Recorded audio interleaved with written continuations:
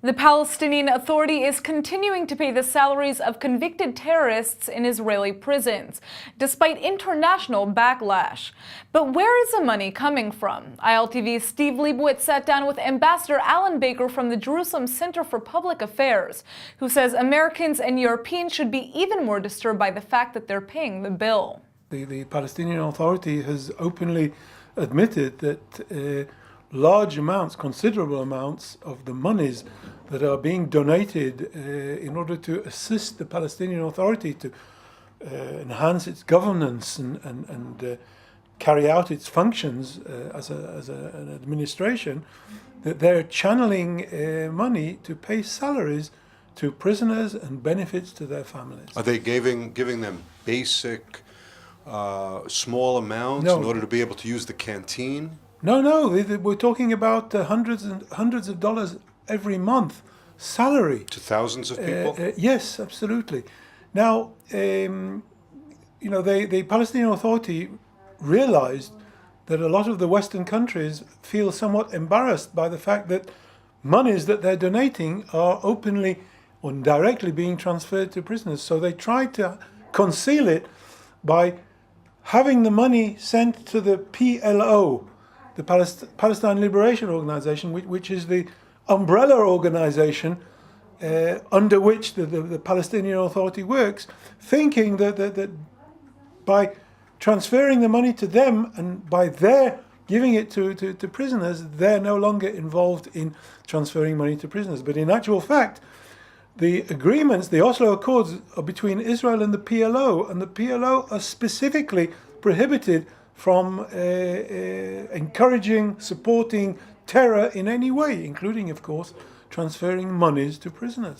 Well, these countries in the West, like the United States and Denmark and others that give this aid, they have legislatures, they have lawmakers, they have a check and balances of where the money goes that they give out. Why aren't they doing something about it? I don't know. Look, there's a specific law in the United States that prohibits transferring money to any organization or person involved at present or in the past in any type of terrorist act. So according to US legislation, it's clearly illegal. And I'm sure, although I haven't checked, I'm sure that in Britain and Denmark and other countries, transferring money to terrorists is a violation of their own laws. But no less important, it's a violation of international law, because there's an international convention against the financing of terror to which all the countries of the world are party, which prohibits any type of financing of any aspect of terrorism. There are regional conventions, European terrorism conventions, inter-American terrorism conventions, that all of these prohibit financing of terrorism. Well, who has to take action in order to put a stop to this? I mean, Israel can't do it. We can maybe bring light to it, but how do we actually make a dent in this? Well, look, Israel does what it can. Israel approaches the various foreign ministries and points out the fact that the monies that their public are donating, and this may well be bona fide donations.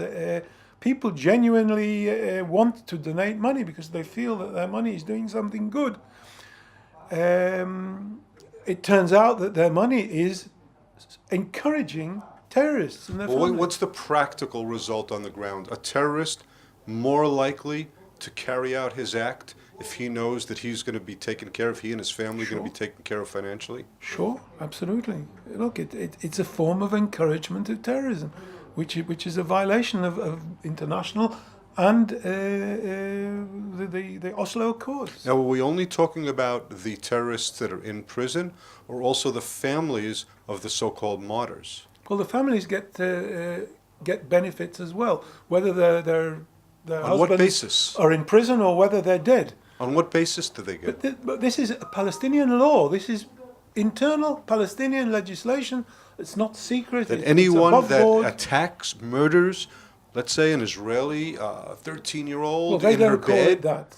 They say act of martyrdom, protecting the homeland, defeating the enemy. All these things are things that the Palestinian administration, the Palestinian Authority, considers as being worthy of benefiting these people with salaries and benefits.